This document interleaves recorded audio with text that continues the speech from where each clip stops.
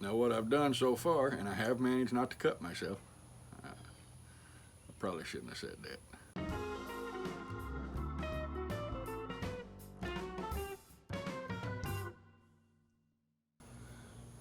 Morning. It's morning. Hey, hope y'all are doing all right.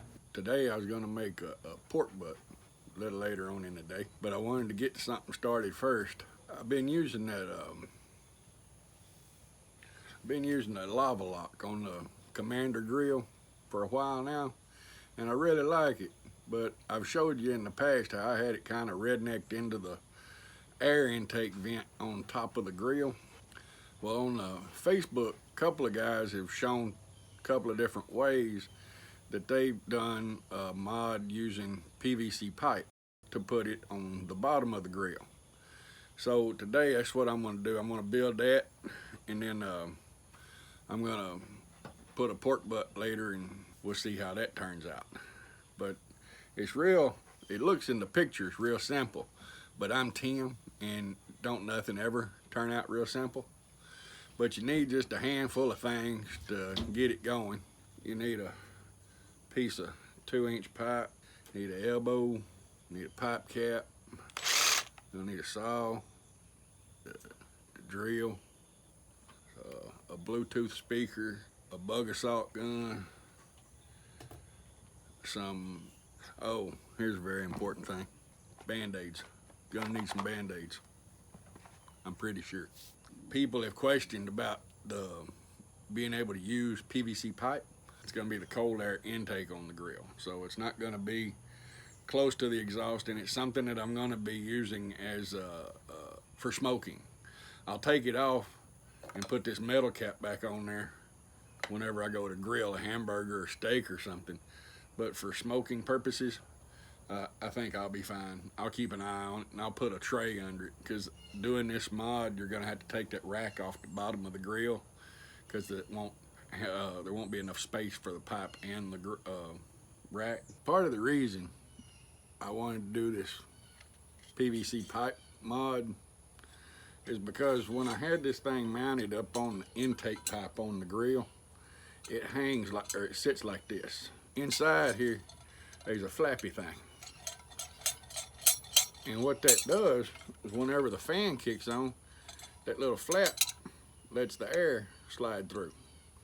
Well, then whenever the fan shuts off, the little flap kind of blocks the hole. I mean, you can see there's plenty of gap in there. It's not going to cut the air completely off, but whenever you're trying to maintain temperature, it's all about the airflow.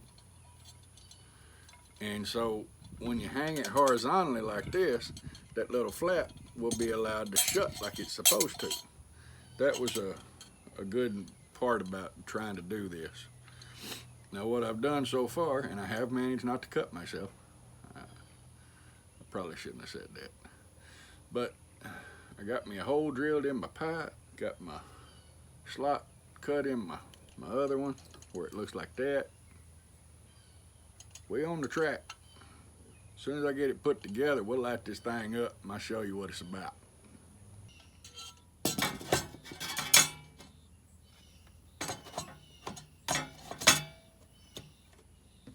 That'll do, pig.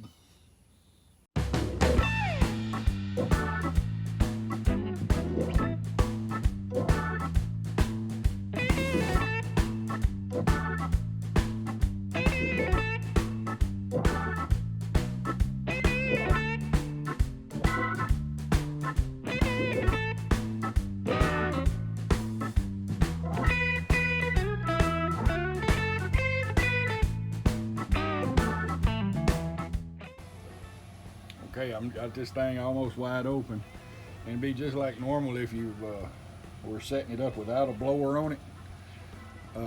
What I like to do is leave it wide open until you get within 100 degrees. So whenever this gets up to say 150, something like that, I'll come out here and I'll choke it down to 1.5 to 2. Not for any other reason than it just works. If I wasn't using that temperature controller, I'd do all of it the same way.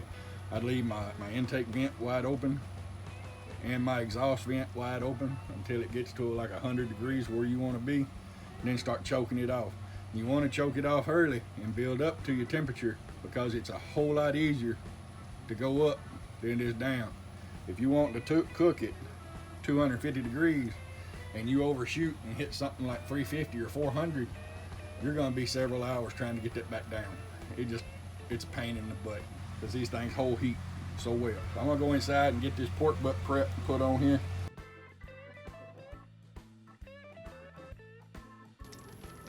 And there's what it looks like. It's kind of jiggly. So let me get this off here and get it wrapped up and get it finished up. Okay, I put my probe in my Maverick. It shows 91 degrees outside, and the meat is 163 degrees. So I'm gonna just let it ride here until we get to 200.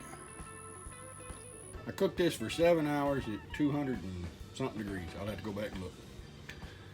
This is what you're looking for as it's done. You see how that fat cut back there and broke?